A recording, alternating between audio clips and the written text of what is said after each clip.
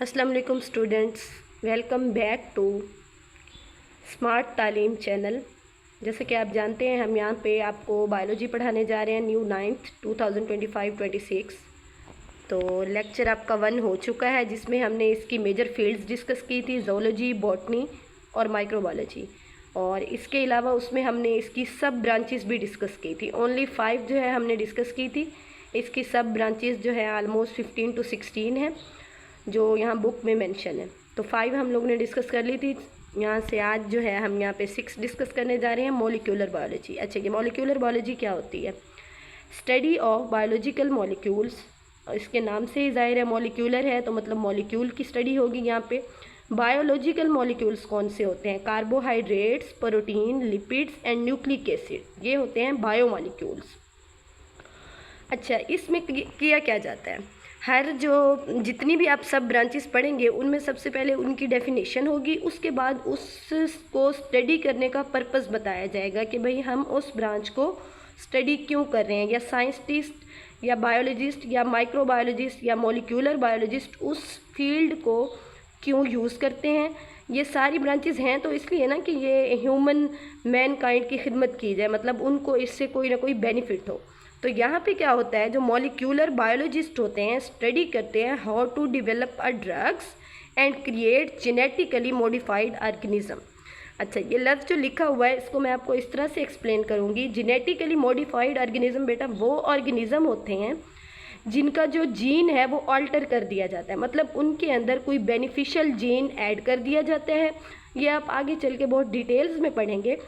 तो उनका जो जीन जब अल्टर हो जाता है, तो जिस चीज़ का जीन हम उनके अंदर इंसर्ट करते हैं, वो जेनेटिकली मॉडिफाइड ऑर्गेनिज्म हमें उसी चीज़ की प्रोडक्शन देना स्टार्ट हो जाते हैं। अच्छा, डेवलपमेंट ऑफ ड्रग्स, इसकी मैं आपको मिसाल ऐसे दूंगी कि इंसुलिन है जो कि ह्यूमन के पेंक्रियाज से जो है जनरेट होती है। आपको पता है कि जो शुगर के पेशेंट होते हैं उनको इंसुलिन दी जाती है। तो हम अगर वो जो शुगर का पेशेंट है उसके अंदर इंसुलिन की प्रोडक्शन रिड्यूस हो गई है, तो अब हम उससे बाहर कैसे बना सकते हैं? जेनेटिकली मॉडिफाइड ऑर्गेनिज्म को हम यूज़ करते हैं। वही इंसुलिन का जीन ह्यूमन के पेंक्रियाज से लेके हम क्या करते हैं, हमने कोई रैट ले लिया है, ठीक है, माउस या रैट, उसके अंदर हम उसको एग्जर्ट कर देते हैं उस मॉडिफाइड जीन को। उसके बाद क्या होता है, हमें वो इंसुलिन जो ह्यूमन के पेंक्रियाज में मिलती थी वो अब हमें रैट या माइस से जो है मिलना प्रोड्यूस हो गई है, और बहुत ही ज़्यादा तादाद में। लाइक उसमें ये हो सकता है कि जो रैट का यूरिन है उससे भी हमें इंसुलिन मिल रही है। तो वो हमें यूरिन, आपको पता है वो पर डे कोई लीटर्स के हिसाब से होता है, तो उसमें इंसुलिन भी उतनी प्रोड्यूस होती है। तो आपको समझ आ गई कि माइक्रो मॉलिक्यूलर बायोलॉजिस्ट क्या करते हैं, स्टडी करते हैं कि किस तरह से ड्रग्स बनानी है जेनेटिकली मॉडिफाइड ऑर्गेनिज्म को यूज़ करके। इसके पीछे की स्टोरी ये थी।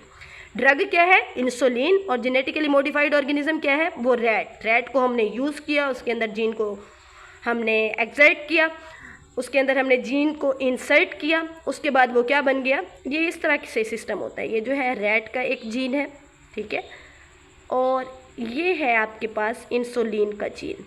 हम क्या करेंगे, रैट के जीन का इतना सा पोर्शन निकाल देंगे और इधर से इंसुलिन के जीन का भी इतना पोर्शन निकाल देंगे। अच्छा, ये अब हमारे पास है इंसुलिन का जीन। अब इनको आपस में हमने मिला दिया, तो अब ये जो बन गया, ये आपके पास बन गया जेनेटिकली मॉडिफाइड जीन। अब इसको हम जिस ऑर्गेनिज्म के अंदर रखेंगे वो बन जाएगा आपका genetically modified organism. I hope so कि आपको ये लाइन अच्छे से समझ आ गई होगी कि यहाँ पे ये जो लाइन लिखी है इसके पीछे की क्या स्टोरी है। ओके, नेक्स्ट आप चलते हैं 7th जो इसकी ब्रांच है वो है एम्ब्रियोलॉजी। एम्ब्रियो आपको साफ जाहिर हो रहा है। एम्ब्रियो कहते हैं किसी भी चीज़, किसी भी ऑर्गेनिज्म की जो फुल फॉर्म वो अटेन करता है वो कहाँ से करता है? पहले वो एम्ब्रियो बनता है, एम्ब्रियो के बाद जाके वो अपनी फुल फॉर्म अटेन करता है। अच्छा, study of process of development of organisms from fertilised egg. इस चीज़ को आप दोबारा समझिएगा कि मतलब कि हमने उस प्रोसेस की स्टडी करनी है जिसमें एक ऑर्गेनिज्म की डेवलपमेंट होती है फ्रॉम फर्टिलाइज्ड एग। अच्छा, फर्टिलाइज्ड एग क्या आपको पता है कि फीमेल के एग हैं और मेल के जो है स्पर्म आते हैं। स्पर्म जो है एग को फर्टिलाइज कर देता है, तो वो एग क्या हो गया अब हमारे पास? फर्टिलाइज्ड एग हो गया। अब फर्टिलाइज्ड एग जो है थोड़े थोड़े प्रोसेस से गुजरता हुआ एक कंप्लीट बेबी, एक कंप्लीट एम्ब्रियो, बिल्कुल स्मॉल साइज के एम्ब्रियो में कन्वर्ट हो जाता है। तो इस सारे प्रोसेस की जो हम स्टडी करते हैं उसको हम कह रहे हैं एम्ब्रियोलॉजी, मतलब कि study of the process of development of organism, यानी कि ऑर्गेनिज्म की डेवलपमेंट हो रही है कहाँ से, फर्टिलाइज्ड एग से। इस सारे प्रोसेस को हम नाम दे रहे हैं एम्ब्रियोलॉजिक। फिर मैंने जैसे आपको पहले ही बताया कि हमने जो भी ब्रांच स्टडी करनी है उसके बाद हमने उसका मकसद भी बताना है कि साइंटिस्ट उसको क्यों यूज़ कर रहे हैं, और अगर यूज़ कर रहे हैं तो उसके अंदर वो क्या क्या बताते हैं। अच्छा, साइंटिस्ट स्टडी ऑर्गन फॉर्मेशन। अच्छा, एम्ब्रियोलॉजी है तो आपको पता है बेटा कि वो पहले एक छोटा सा एग है, उस एग ने फर्दर जो है ये डिवाइड करना है डिफरेंट सेल्स में। अच्छा, उन सेल्स ने मज़ीद डिवाइड करके बल्क ऑफ सेल्स बनाने हैं, उसके बाद वो जाके एम्ब्रियो बनना है, यानी एक एक ऑर्गन, उसका बाजू बन रहे हैं, उसके हाथ बन रहे हैं, उसकी लेग्स बन रही हैं, उसका फेस बन रहा है, उसका हेड बन रहा है। ये सारा प्रोसेस किस में हो रहा है, एम्ब्रियो जब पूरा कंप्लीट हो रहा है तो उसके अंदर आप जाहिर बात है ऑर्गन फॉर्मेशन को ही डिस्कस करेंगे ना कि उसके ऑर्गन कैसे बन रहे हैं। अच्छा, इसके अलावा एम्ब्रियोलॉजी क्या करती है, आइडेंटिफाई करती है birth defects, develop medical treatment. अच्छा, बर्थ डिफेक्ट्स क्या हो सकते हैं, बर्थ डिफेक्ट्स ये हो सकते हैं कि आजकल जो है अल्ट्रासोनिक टेक्निक्स आ गई हैं जिसके अंदर आपको अर्ली जो है बता दिया जाता है कि if there is any defect in the embryo, like कोई बता देता है आपको कि बेबी या एम्ब्रियो जो है उसकी फिंगर्स जो हैं एक्स्ट्रा हैं, या फिर कोई आपको बताते हैं कि उनके हेड के अंदर पानी है, या इस तरह के कुछ भी डिफेक्ट्स होते हैं वो आपको आइडेंटिफाई कर देते हैं। तो वो इस एम्ब्रियोलॉजी की फील्ड की वजह से मुमकिन हुआ है। और उसके बाद उसका मेडिकल ट्रीटमेंट भी बताते हैं कि इसका क्या ट्रीटमेंट होगा जिससे हम जो है इस एम्ब्रियो को सेट कर सकते हैं। नेक्स्ट हमारे पास है 8th पे जेनेटिक्स। जेनेटिक्स नाम से ही ज़ाहिर है, जेनेटिक्स का मतलब यही होगा कि इसमें आप तकरीबन जो है जीन्स को स्टडी करते हैं। जीन जो है विरासती इकाई है, मतलब कि आपकी विरासत, आपके पेरेंट्स से जो आपकी करैक्टर्स हैं वो आपके अंदर आते हैं, वो इस जेनेटिक्स की वजह से आते हैं, जीन्स की वजह से आते हैं, और हम इस चीज़ की स्टडी को जेनेटिक्स कहते हैं। Study of transfer of characteristics from parents to offspring, मतलब आपके पेरेंट्स से जो जो करैक्टर आपके अंदर ट्रांसफ़र हुए हैं उस चीज़ की स्टडी को हमने जेनेटिक्स का नाम दिया है, और वो जो करैक्टर्स हैं वो असल में जीन्स होते हैं। अच्छा, इसके अंदर साइंटिस्ट क्या क्या स्टडी कर रहे हैं, scientist study cause of genetic disorder, develop better varieties of plants and animal like genetically modified organism। अच्छा, साइंटिस्ट स्टडी कर रहे हैं काज ऑफ जेनेटिक डिसऑर्डर। जाहिर बात है जब वो पूरे जीन की स्टडी कर रहे हैं कि जीन्स क्या हैं, जीन्स कितने हैं, जीन किस तरह से ट्रांसफ़र हो रहे हैं, तो उन जीन्स के अंदर जब कोई डिसऑर्डर आ जाता है या कोई इस तरह से होता है कि क्रोमोसोम के नंबर पेरेंट्स से आ रहे हैं, 23 फादर से आ रहे हैं, 23 मदर से आ रहे हैं, अब इनमें कोई कमी हो जाए, मतलब मदर से 23 नहीं आ सके और 22 आ गए हैं, तो वो एक जेनेटिक डिसऑर्डर क्रिएट हो जाएगा। वो उसके जो है पेशेंट्स कुछ जो हैं उसकी ट्राइसोमी इस तरह की जो है ना डिजीज़ हो जाती हैं, वो आप फर्दर आगे जाके पढ़ेंगे, जो जेनेटिक डिसऑर्डर की वजह से होती हैं, मतलब किसी एक क्रोमोसोम या जीन के अपनी जगह तब्दील करने या कम या ज़्यादा होने से यह डिजीज़ होती हैं। और इन सब को हम किस में स्टडी करेंगे, जेनेटिक्स में, क्योंकि हर फील्ड से रिलेटेड वर्क उसी ब्रांच में होता है। ज़ूलॉजी को, जो बायो को इतनी सब ब्रांचेस में तकसीम करने का मकसद भी यही था कि सारी ब्रांचेस का एक अपना अपना सेटअप हो और हर ब्रांच अपनी फील्ड की स्पेसिफिक जो भी स्पेसिफिक चीज़ है उसको डिस्कस करें। अच्छा, जेनेटिकली मॉडिफाइड ऑर्गेनिज्म पहले ही बता चुकी हूँ कि एक जीन जो है निकाल दिया जाता है, उसके अंदर कोई बेनिफिशियल जीन डाल दिया जाता है, उसके बाद वो जो है आपको प्रोडक्शन देता है। आप इसी तरह प्लांट्स की वैरायटीज़ आ रही हैं, इस तरह के प्लांट्स आ रहे हैं जिसके अंदर बीज नहीं है, लाइक अब ऑरेंज है, वो इस तरह के ऑरेंज और ग्रेप्स की प्रोडक्शन कर रहे हैं कि उनके अंदर बीज नहीं होगा क्योंकि वो इस तरह का जीन उनके अंदर इंसर्ट करते हैं। इसी तरह बिल्कुल एक फायरफ्लाई जिसको आप जुगनू कहते हैं, उसका जीन अगर हम निकाल के, फायरफ्लाई प्लांट है एक, उसके अंदर आपने इंसर्ट किया है तो वो प्लांट जो है नाइट टाइम में आपको रोशनी देना स्टार्ट हो जाता है, लाइटन अप हो जाता है, क्योंकि उसके अंदर फायरफ्लाई यानी कि उस जुगनू का हमने जीन इंसर्ट कर दिया है। तो वो प्लांट क्या बन गया है, जेनेटिकली मॉडिफाइड ऑर्गेनिज्म। मैंने आपको दोनों तरह से एग्जांपल दे दी है, रैट्स की जो आपको एग्जांपल पीछे दी है इंसुलिन की प्रोडक्शन के लिए, वो था एनिमल फार्म में,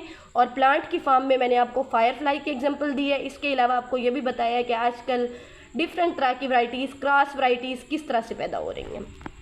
नेक्स्ट आपकी जो ब्रांच है वो है पैलेंटोलॉजी। अच्छा, पैलेंटोलॉजी क्या होती है? Study of fossils, study of fossils. अब आपको ये समझने की ज़रूरत है कि भाई ये फॉसिल्स क्या हैं। फिर आगे आपको फॉसिल्स की डेफिनेशन दी हुई है। फॉसिल्स क्या हैं? Fossils are remains of plants and animals that were preserved in the rocks. Preserve का मतलब क्या होता है? महफूज। आप कहते हैं ना कि हमने जो है कुछ चीज़ें खाने की प्रिजर्व कर देते हैं। लाइक पहले दौर में जो है फ्रिजेस वगैरह नहीं थे, तो आप क्या करते थे? मीट को प्रिजर्व कर देते थे, उसको आप सुखा देते थे तो वो प्रिजर्व हो गया, अब वो ख़राब नहीं हो गया। इसी तरह अचार, पिकल, ये प्रिजर्वेशन की बड़ी मिसाल है। इसको आप डिफरेंट मेथड्स करते हैं इसके साथ, और फिर उसको आप अचार की जो शेप में ले आते हैं, वो एक तरह की फूड की प्रिजर्वेशन का ही प्रोसेस है। ये जो है इसी तरह क्या होता है कि बॉडी के रिमेन्स कहते हैं बाकियात को। प्लांट कोई डेड हो गया है, कोई एनिमल डेड हो गया है, उसका गोश्त मतलब ख़त्म हो गया, उसके बाद उसकी हड्डियाँ गल सड़ गई हैं, तो वो जो एक सारा प्रोसीजर होता है उसको क्या कह रहे हैं आप? पैलेंटोलॉजी कह रहे हैं। फॉसिल्स का बनना कह रहे हैं। मतलब आखिर पे आपको या तो कोई हड्डियों का ढांचा मिलेगा, या फिर वो हड्डियों का ढांचा भी नहीं मिलेगा, आपको सिर्फ इम्प्रिंट्स मिलेंगे। इम्प्रिंट्स कहते हैं निशानात को। लाइक डायनासोर आज से मिलियन ऑफ ईयर्स अगो थे, लेकिन किसी न किसी पहले दौर के जियोलॉजिकल टाइम पीरियड्स जो हम देते हैं या रॉक्स देखते हैं, उनके अंदर या तो उनके ढांचे पड़े हैं, नहीं तो उनके सिर्फ इस तरह से निशानात हैं। मतलब ये पाँव का निशान मैंने बनाया है कि उन्होंने कभी वहाँ पे पाँव रखा था, तो वो इम्प्रिंट जो है छप गया है आफ्टर पैसेजेस ऑफ टाइम। उसको हम देख के हम अंदाज़ा लगाते हैं कि अच्छा डायनासोर इतने बड़े थे, अच्छा वो ये फूड खाते थे, वो इस तरह से चलते थे, उनकी हाइट इतनी थी। क्योंकि अब वो हमारे सामने तो आए नहीं है डायनासोर। क्या हमने कहाँ से अंदाजे लगाए हैं? सारे फॉसिल्स से, उनके फॉसिल्स को स्टडी करके। और इस ब्रांच को हम किसका नाम दे रहे हैं? पैलेंटोलॉजी का। अच्छा बेटा, आपकी बुक्स के अंदर जो इस तरह के ब्लू ये जो बॉक्स बने हुए हैं, इनको आपने लाजमी रीड आउट करना है, क्योंकि ये जो बॉक्स हैं इनके अंदर इंपॉर्टेंट इन्फॉर्मेशन दर्ज होती है जो MCQ के पॉइंट ऑफ व्यू से बहुत इंपॉर्टेंट होती है।